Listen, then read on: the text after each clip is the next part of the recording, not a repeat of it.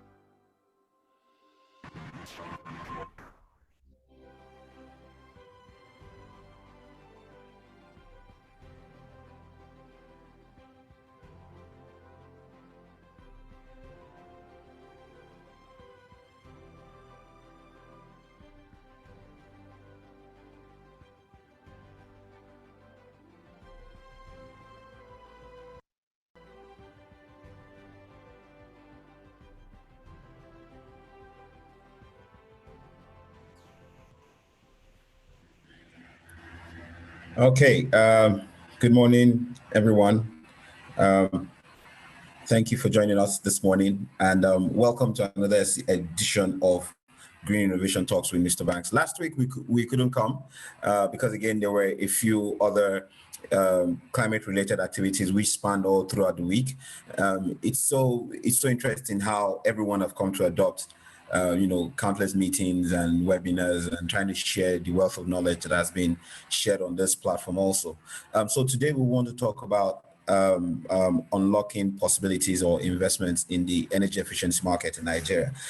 We know that one of the biggest problems we have is access to energy, and there've been a lot of alternative, energy solutions going, all around the place. But still, some experts still believe that if we're able to manage and efficiently use the size of energy that we have a potential of managing the cost or the overhead or the bottom line cost of energy in our country. But again, cost of energy is really high. Currently, we can see how the metering costs have changed in Nigeria lately. Cost of diesel and petrol is also high. Renewable energy is catching up, daily, by the second and by the day. And but the need to be able to conserve and also to manage energy. Is there a market in all those places? Is there a possibility in all those places? So joining us today, we've got Chima. Chima is the CEO and co-founder founder of Schematic Blue. Now, Chima has been with me since I started the first incubator in Abuja called Inspire. I've seen how he came in through the incubation program from a digital point all the way down to solving, energy issues and climate issues. But then the passion that you feel from Chima when he explains energy efficiency is always very interesting. So Chima, hi, how are you? Nice to have you today. Hi, good day, Mr. Bankole, aka Mr. Bank. Nice to see you again. It's been a while. Yeah, very well, very well. Good, very good to see you again. And I want to wish every Nigerian a happy Independence celebration today. Oh, yes, it's a happy Independence Day. Well, some people will say, how happy should we be today? Some will say, well, we have to be optimistic. While I think the level of optimism has been also been hit and bashed by so many ways that it's hard for people to feel so much optimistic these days. One of them, as you all know, is the cost of energy. So let's push it back to what our conversation has been. There's been an increase in tariff. There's an increase in costs of energy sources, meaning petrol, diesel. Renewable energy also is trying to catch up, but we know that the cost of energy, that we all consume per day, sometimes it's not worth what we pay. So how do we manage these inefficiencies and at the same time be able to achieve very good output? So just before we jump into these wonderful questions, that I've already laid down, tell us about what Schematic Blue have been up to lately. Okay, thank you very much for having me again. Like you rightly said, my name is Chimamanda Nike. I am the founder and CEO of Schematic Blue Energy. So, educationally, I have an engineering background, and I started off my career, my journey in the energy space from the Nigerian Electricity Regulatory Commission, far back as 2013, and I've been in this space since then. So, energy is something I'm very, very passionate about. It's about energy, then I'm ready to talk. So back to what you just asked about schematic blue energy. So basically, right from my days in the Nigerian Electricity Regulatory Commission, I found so much problems with the energy sector, and all I could think of is how we're going to fix this problem. And I mean, for me, at that point, I said to myself that energy poverty has to end with this generation. I mean, this is a problem that has been solved in the 18th century, as far back as 1780, during the Second Industrial Revolution. Electricity was the basis for that Second Industrial Revolution. And fast forward to the 21st century, we are still battling with this problem. I mean, if there's a demon in this space, we need to find out that demon and then banish that demon. We have to end energy poverty, with this generation. So looking at the energy spectrum from the generation, transportation. When I say transportation, I mean transmission and then distribution, and then to the consumption end. I try to look through all of this and then find out quick ways, the most effective way we could begin to move this sector forward and begin to achieve reliable electricity supply for almost So for me, I find a quick way in the space of energy efficiency. So how efficiently do we manage the available energy that we're able to generate? Another school of thought will say that why do you need to talk about efficiency where you don't even have the electricity to use and you're talking about efficiency? Well, if you don't manage the little that you have, I mean, obviously you're going to deprive other people of having that same access. So if you're able to manage the little that you have more efficiently, then it becomes available for more people to consume, and then you begin to increase access to electricity. And what you're going to do is that you're going to boost the effort on the generation end. So whatever electricity that's been generated from that end becomes, there's a multiplier effect, of having that ability to touch more people, in terms of consumption. So for us, we feel like, okay, there's a lot of inefficiencies in this system, okay, and we have to begin to address those inefficiencies. Otherwise, if we don't address these leakages, just like when governments say that they want to block leakages in their revenue system, so just take that analogy and then export it to this energy system I'm trying to describe now. So there are leakages in the system, and we feel like we need to start to block those leakages before anything you throw into the basket can begin to count. Just permit me to just jump in a little bit. So by leakages, can you help us understand what you mean by leakages in the system? Okay, I'm going to try to explain that with maybe two analogies. So for those of us who are Christians who are familiar with the Bible stories, I'm sorry for those of us who are not Christian. Yeah. If you remember when Jesus fed the 5,000 men with the fish and the loaves of bread, after they've all ate, he told them to gather the remnant, the leftover, so that nothing goes to waste, nothing goes to loss. So in this case, the remnants are more like the leakages here. So we are like those disciples that Jesus has ordered, go and gather this wastage, go and gather this remnant so that nothing goes to waste. So if you take that to the energy sector, so there are wastages and leakages in the system. So our job is to identify those wastages and leakages and then block them. So let me now give you a practical example. If you go to the station to buy a liter of diesel to run your generator, so I mean, literally, you are looking at 1 liter of diesel, and for me, from my own perspective, I'm actually seeing more like a 10 units of electricity. Because come to think of it, what you needed was electricity, not the diesel. You needed to use the end for you getting that diesel is electricity. So I'm looking at it from the point of what you want out of it. So I'm seeing about 10 units of electricity. And my concern should be, how do I ensure that most of that 10 units are being converted to electricity? Now, without you been knowing it, when you burn that diesel in your generator, you're losing about 70 to 80% of that electricity to other forms of energy. Let's bear in mind that electricity is just one form of energy. There are so many other forms of energy, So in the process of converting that diesel into electricity, a lot of it is being converted to other forms of energy that you don't want. What you want is electricity. So my job is to make sure that as much as those energy, those electricity those energy inherent in this diesel are converted into electricity. That's what you want. So if I come in that process, I should be able to help you convert at least maybe just to reduce the losses, maybe down to about 50 to 60%. We must also bear in mind that we cannot totally eliminate this inefficiency, these losses, but we have to keep it as minimal as possible. I hope that gives a little insight into what I mean, it does give, but maybe if we can break it down a little bit further before we start looking at a few numbers. So if an average house, say you buy, you're powering your house and you use, I mean, currently now, the cost of fuel is high and it takes you 4 liters cost at X amount to power your house for 6 hours. And now currently it is costing you almost double that or at least 1.5 that to still be able to power your house for 6 hours.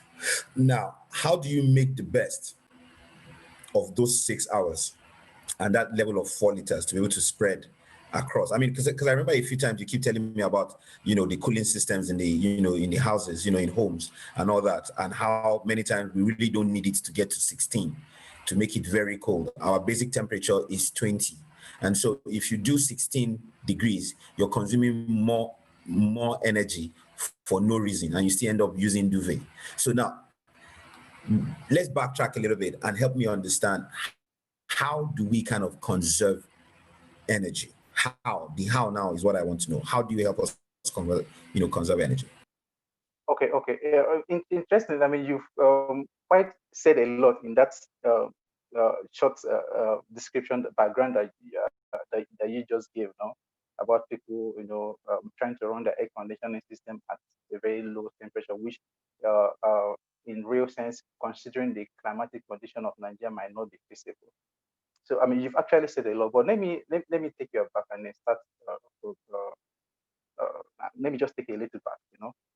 So basically, like I said earlier from my introduction, we look at the spectrum from generation to the transportation to the final consumption. Now you are in the consumption end of it. I gave the analogy on the generation. Now we want to talk about the consumption, which is where majority of the people, maybe listeners, fall into, because they're energy consumers. And somehow they are also quasi generators, because they also generate in the absence of the grid failure. They'll have to run their own generator to be able to power their appliances in the home and all of that. So energy efficiency, I can make both say that energy efficiency is the cleanest and the cheapest electricity you can ever get. Okay. Some might say that, okay, what about renewable energy? Yes, renewable energy is good. In fact, it's the future of energy, but we have to deal with the reality. Okay, the reality now is that comparatively with other forms of energy, there are challenges, which obviously uh, most people around the world is trying to see how we can break through this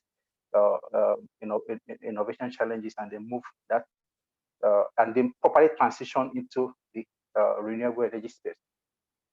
So in the issue of the consumption end, we need to understand the reason why we need this energy in the first place. Okay, and that's for us. That's the focus for us. That's what we really focus on. You talked about air conditioning system. So let me start from the air conditioning system, because that's an area where we have also come with a great innovation. And the reason why we did that was we were looking for the place where it matters most. If you run an air conditioning system, you will have then know that it doesn't come easy, cheaper to run. I mean, it's not pocket friendly to use an air conditioning system. And sometimes our behavior can also help us make that air conditioning system run efficiently. But because we are not aware, we don't have this knowledge, we don't have this understanding of how these systems operate. So we tend to act in certain ways that makes the air conditioning system to use more energy than is necessary to operate. And this is clearly evidenced in the report issued by the GIZ. GIZ is a German corporation working in Nigeria. They are running a program titled Nigerian Energy Support Program in conjunction with the federal government. So they did a study of the energy efficiency sector in Nigeria. And they found out that Nigeria spent 40% more energy per unit GDP, 40% more energy per unit GDP compared to each peer country like Brazil, Indonesia, Bangladesh. So what that means is that we are already spending more than we should. And for me, there are two factors that could be responsible for that. One is that most of the energy resources that we use in Nigeria are used for non-productive purposes.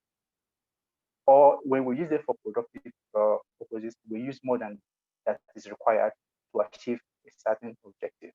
So now I want to bring that back to the AC system that you talked about.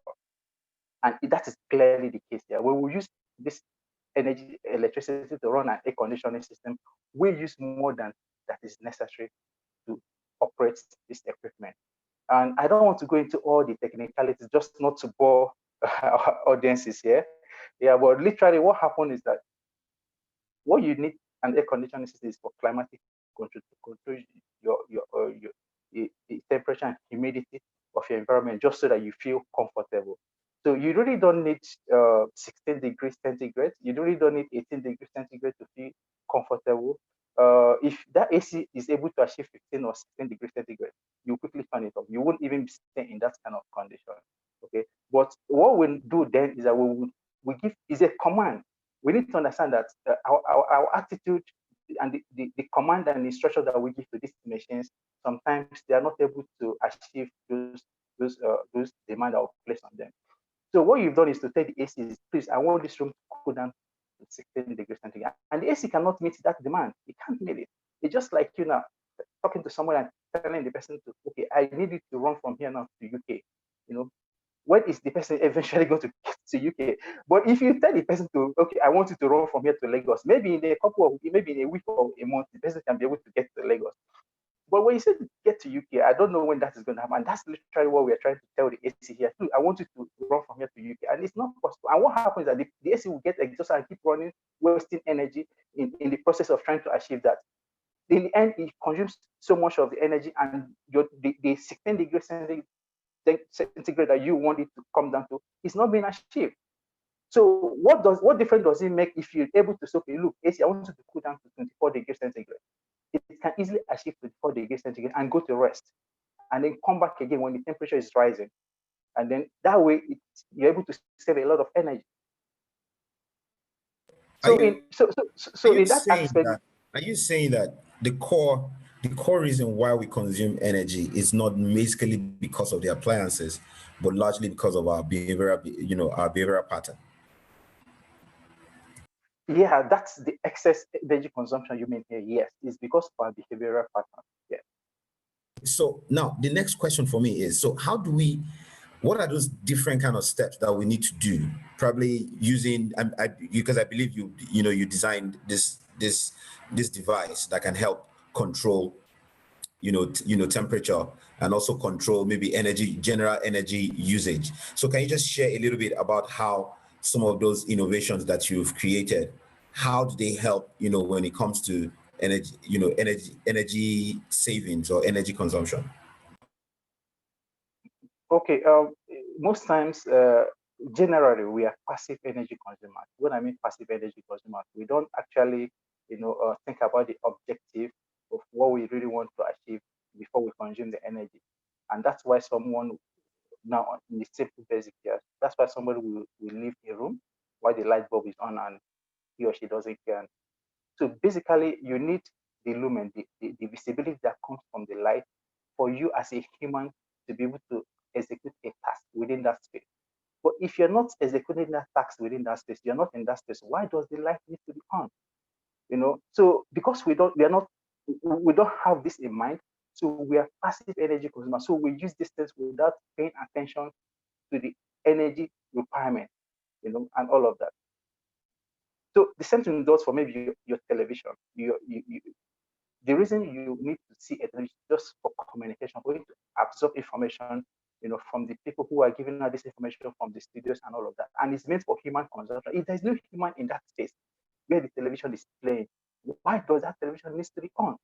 So in those cases, we are passive energy. We are not paying real attention to what is driving all of these activities. And when the bills comes up, we become surprised. How? This is not my bill. How did I consume this and all of that? But all of this attitude is what actually builds up to this energy bill that we have eventually. Okay.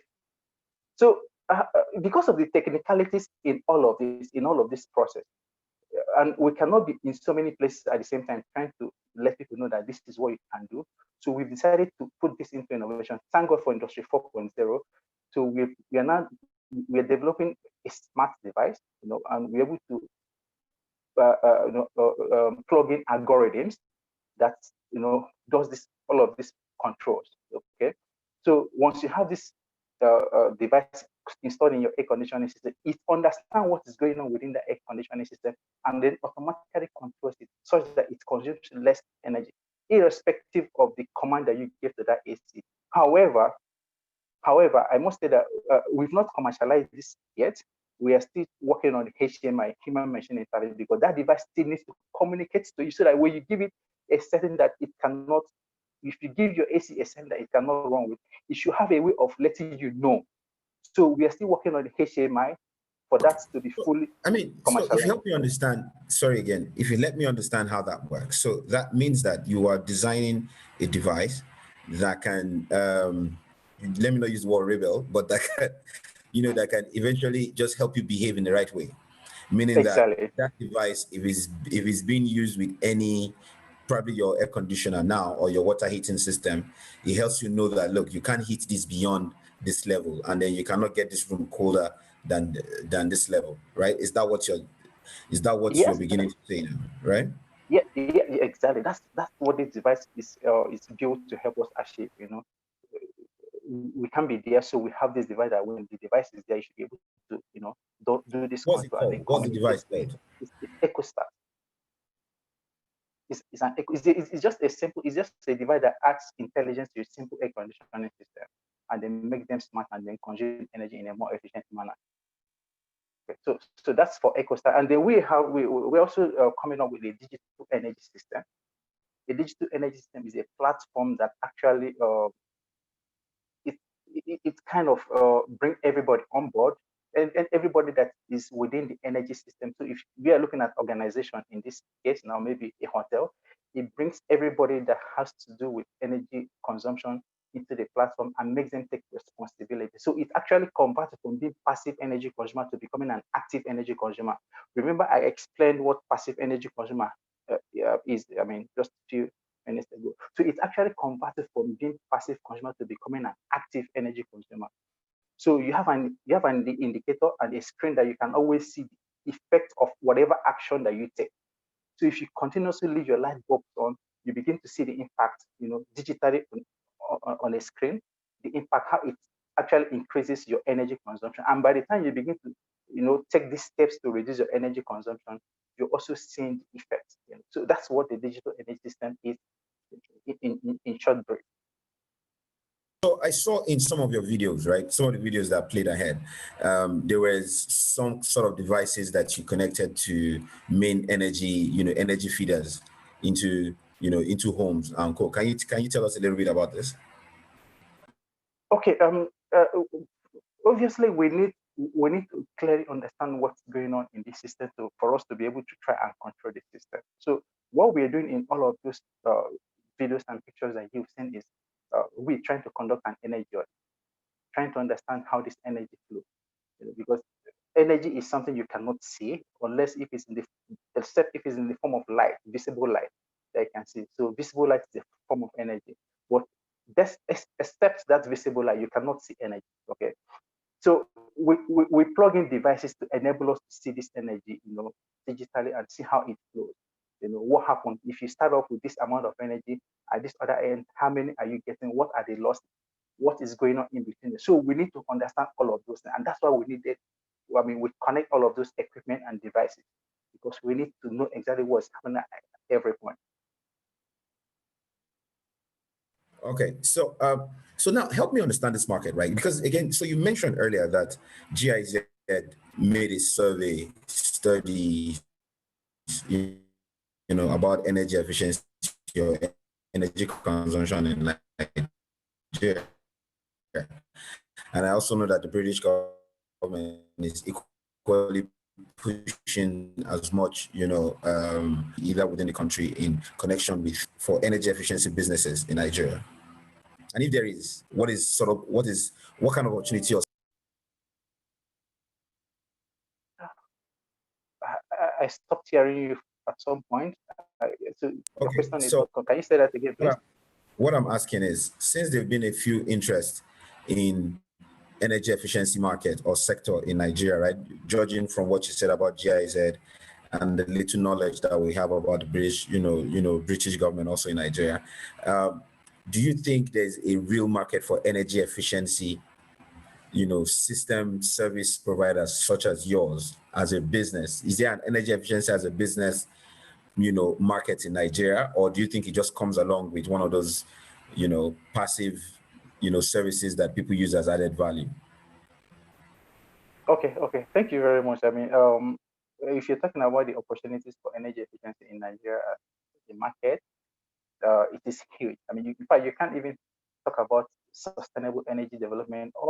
Most of the SDGs that you're having has an energy cost element. The SDG 7 who talks about energy access to everybody and all of that. And then the other one that talks about efficient consumption and production and all of that. Almost all the SDGs that you can think of has an energy cost element. So, but comment down specifically on energy efficiency. I told you that according to the study that we conducted by GIZ with the federal government of Nigeria, we consume more than 40% per unit GDP in our energy consumption. So if you take the amount equivalent of 40%, I don't have the figure of what the value of the overall energy consumption in Nigeria is. But if you take that and then put a cost to that, and you take 40% of that cost, that's going to come out in billions of dollars. That's huge, and that should just be as a minimum of what the market size should look like. Okay, so it's a huge market. Unfortunately, energy efficiency has kind of been downplayed, and then we've more focused on renewable energy system. It's a good thing, but I wish that we can put these two at par and then use both of the instruments to drive transformation into the clean energy transformation that we are talking about. Energy efficiency plays a lot of role in terms of renewable energy development. You know, now renewable, trying to source the energy from renewable sources like the sun, wind, and water, and the rest of them. If you integrate energy efficiency in any renewable energy project, what that is going to do is going to drive down the cost, your capital cost in that project. So, for example, if you are going to need to serve a community with maybe, for example, 20 kilowatt system, and you are able to integrate energy efficiency and then try to optimize the balance between demand and supply, in the end, you might be able to reduce that capacity down to 15 or even more. And then that has a direct impact on your capex. You're not spending so much. It's also going to help your break-even period, the length of time you're going to use to recover that investment. So it's good for the investment in renewable energy system.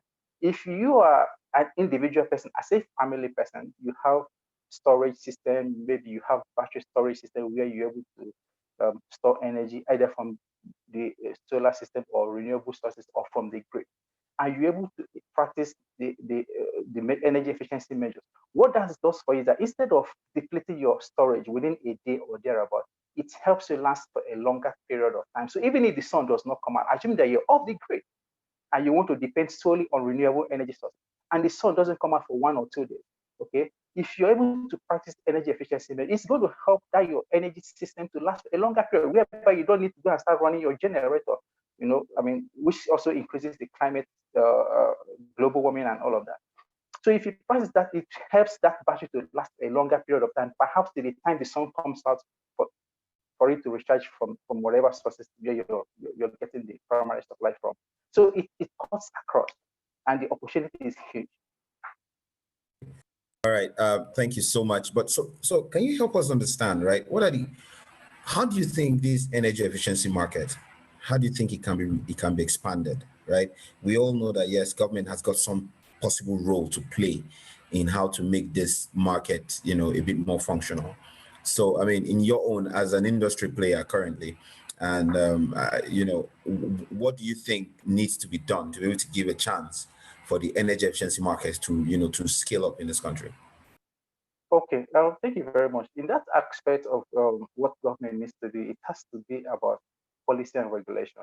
Unfortunately, we've had weak policies and regulation. Not that some of them doesn't exist. Some of them exist, but they only exist on paper. They are not being implemented. So I wish that if some of these policies could be implemented, to have the National Renewable Energy and Energy Efficiency Policy. We also have the Renewable Energy Action Plan alongside alongside Energy Efficiency Action Plan. But all of these are just on paper. They are not being implemented. I wish that some of them could be implemented. That way, somehow we could begin to move towards adopting these energy efficiency solutions and measures, and alongside the renewable energy measures. So for me, I think there are stringent measures. In this case, regulation, not just policy, because policy is just like a document. It's not. It might not be enforceable. I mean, I don't know, but if it becomes a regulation, then it becomes enforceable. Where the organizations has a target to reduce their carbon emission by so percent. So if you're consuming if you're consuming such, now this has to be targeted at large energy consumers, you know. So so if you're consuming certain amount of if you're consuming a certain threshold in energy consumption, then it becomes mandatory for you to reduce your energy consumption by so percent. That way we can now begin to meet our climate change obligations and all of that. So if that happens, then you begin to see an uptake in renewable energy, not just in renewable energy, as well as, sorry, you see the uptake in energy efficiency and as well as renewable energy. There's what we call energy efficiency portfolio and renewable energy portfolio, where in the case of renewable energy, the policy is also such that you must generate certain percentage of your energy from renewable sources. Now, this is also for certain class of consumers who consume high amount of energy, not for the family, not at the family level. So if government begins to take all of this measure, you see the market will begin to move very fast to the tipping point where all of this innovation would just, pick up and thrive on their own. So let me also add a liberal question, right? So how does this also apply to the appliance manufacturers, right? There have been speculations sometimes that some of the equipment that we pursue or that we buy here in Nigeria are are high energy consuming, machineries and also devices as the case may be. What do you think is the role of do you think this is a good plan for manufacturers to have more energy efficiency products? In this sense of we trying to conserve energy. Can you hear me? Because I lost that number. Can you hear me? Yeah, I mean, I heard you, right? Okay. I think I get your question. Okay, so fine. When you're talking about the manufacturers, for me, the question it's about, I want to tweak it a little bit. It's about the consumer. Okay, the manufacturers will always yield to the demand of the consumer. And what does consumers want? They want something they can get at a cheaper price off the shelf. Okay, and this is where government comes in to help, position the market, right?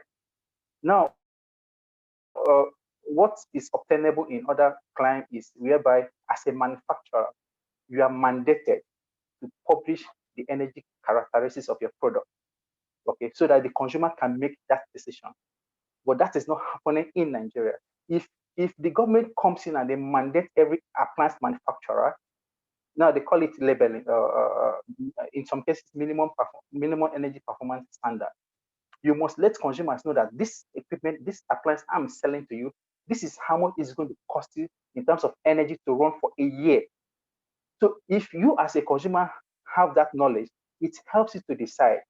Okay, in many cases, the upfront cost of buying these appliances off the shelf is far less than the cost of running them. But because of your ignorance, you just go because they are cheap. You buy them, you take them to your house, and by the time they bring your energy bill, you begin to cry.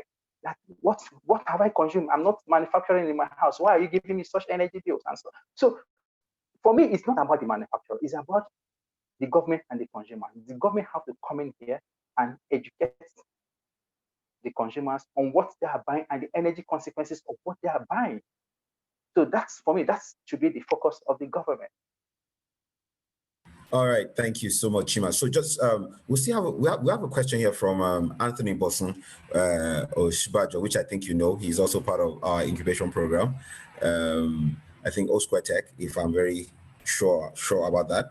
So so Anthony is asking, what type of platform can you use for humidity control? And I mean, Anthony, this sounds like a consulting work right here, but anyway, I'm still going to go ahead and ask you, what type of platform can you use for humidity control? That can control up to, off and on of about 5 ACs from one sensor. When you're talking about humidity control, I have to be careful here because I don't have all the details. So if you're saying, I hear you talking about multiple air conditioning systems from one sensor. I don't see the possibility because the sensor has to be situated at the place where you want to control that humidity. So if you have 5 ACs in different places, you need to have 5 sensors in those different environments.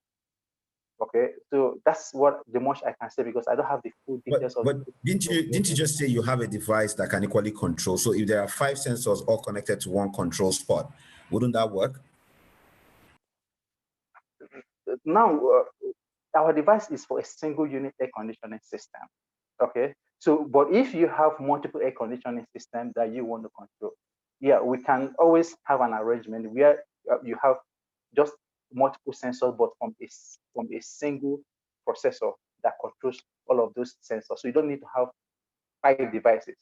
If that's what he's trying to do, then yes, it is possible. We can have multiple sensors in different ACs, but being controlled from one single unit. Okay, so Anthony, I think you should go and pay for this consultants, this consultancy a little bit more. I'm sure Chima can explain it for you further. All right. So Chima, let me ask again, right? If a company like yours, which is very tech, very tech tech inclined, right? How do you scale a company like this? What is, apart from the insight and the understanding of the devices you want to build, what are the different critical parts of your business that you think needs to be scaled, right? And how do you think it can be scaled? Okay, so talking about the scalability, if you remember when I was making my introduction, I said that because we cannot be in all of our client facilities at the same time, we are now beginning to introduce innovations into how we deliver these services. So we are now innovating on devices, we are now innovating on systems, and the whole essence, the whole objective is for us to achieve that scalability. So if we have our digital energy system, what that means that we can connect multiple buildings on that platform over the cloud. We can connect as many buildings as possible, and right from the office, we can be able to understand what's going on in those buildings with respect to their energy consumption, understand what's going on, and then begin to offer solutions at scale. So that's how we can achieve scalability using Industry 4.0 innovation, machine learning, algorithm, artificial intelligence, and all of that. And that's what we are doing. That's what we are doing at the moment. Okay. So also, so if I'm asking, right, do you gather data on usage? I don't know what kind of data you usually gather, right?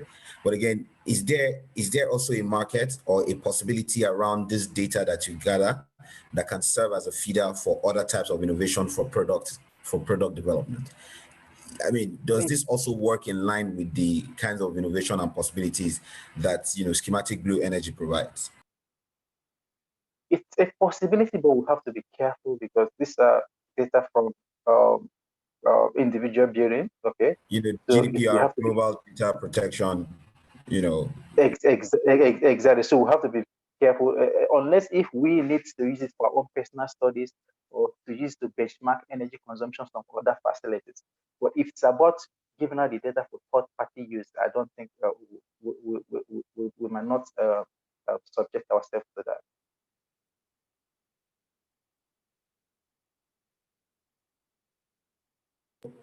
What about the educational part of things? Because I mean, from the beginning of your conversation, it's always been shown that, behavioral pattern is what causes our high level of energy consumption.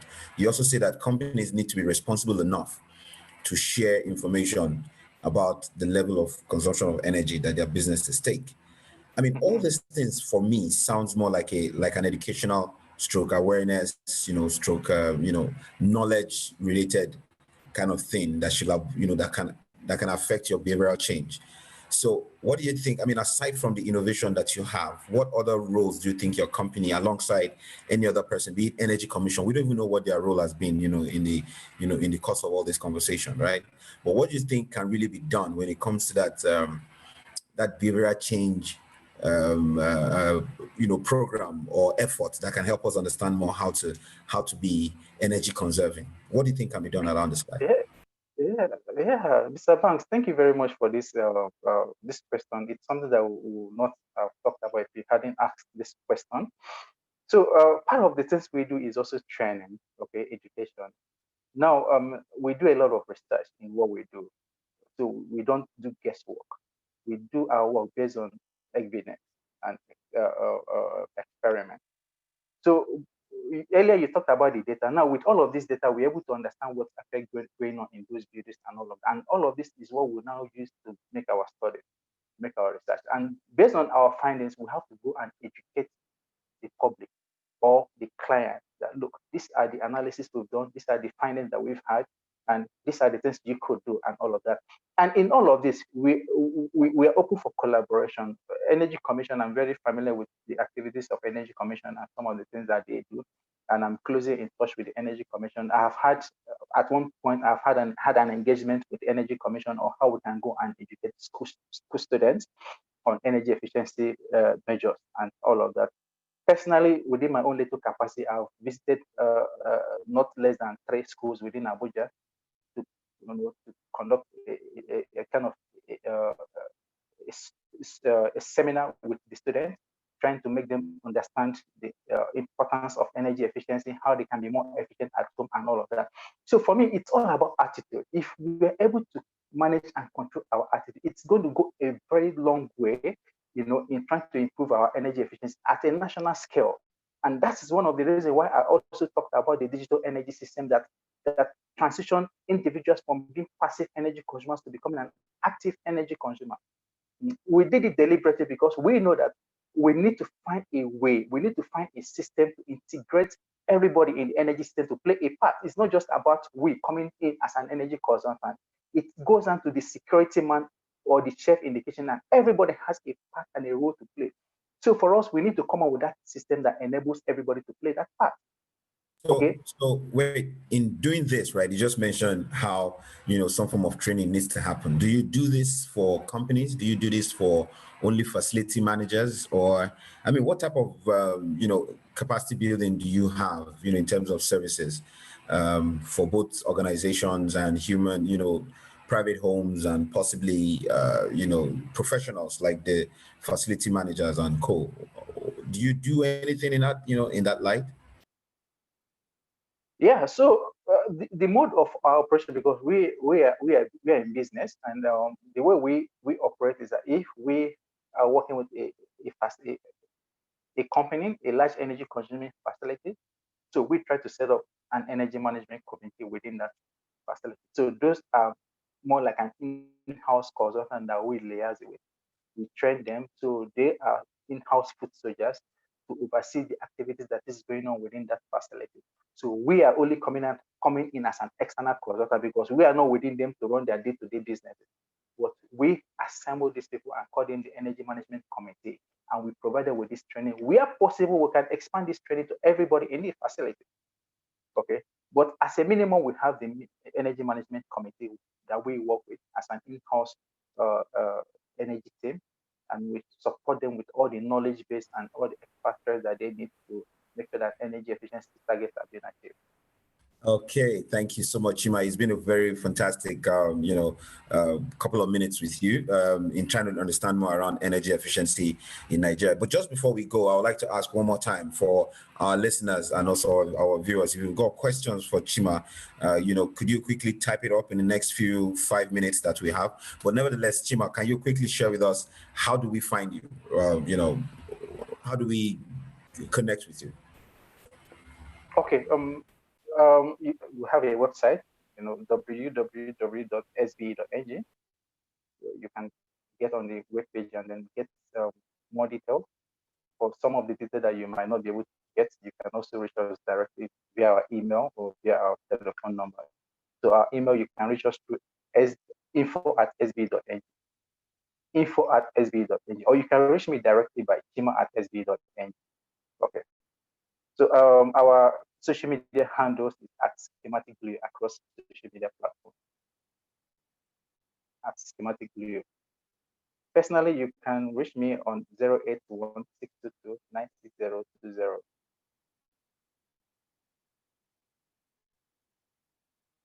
Okay, Chima, that's very good. So for those who heard, Chima, you can reach him on info@sbe.ng and also chima@sbe.ng. And you can find them online also. I think you said www.sbe.ng, right? So everyone, we want to thank you for the time that you spent with us today. Thank you, Anthony, for those for those questions and the clarity that you helped while Chima was giving this conversation. To everyone who has also listened and heard, you can reach out to Chima and learn a little bit more on how you can either conserve energy or learn how to either facilitate energy efficiency conversations and businesses in Nigeria. All right, Chima, thank you for your time. We look forward to see more about what you're doing. As you know, the NCI is here to support and to help you in in any way that you think we might help push your business and scale it, and also supporting, engaging with the right groups of people that you need to talk to. So we want to thank everyone for the time. So next week is also going to be another interesting time. We are definitely going to share the the focus for next week, and we will share the information with you as quick as possible so that we can have you plan out time and also get your friends to join. I'd like to thank you for your time, and I look forward to seeing you again next week. Like I always say, my name is Bakar Laurentova. Please stay safe and let's keep it green. Thank you. Cheers, Chima. Thank you very much. Bye bye. Yes. Yeah, bye.